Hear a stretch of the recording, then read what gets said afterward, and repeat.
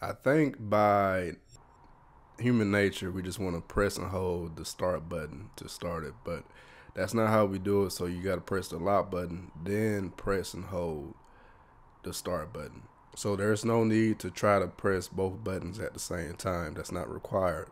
So all we have to do is just tap or press the lock button, then hold the start button for 3 to 5 seconds, most likely like 3 seconds.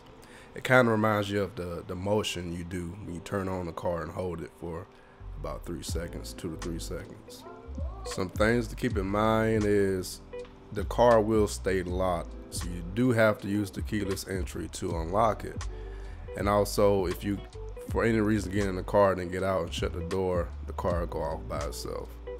But that's all I got for you. Much love to each and every one of you. I'm your downloading pirate, and I'm out.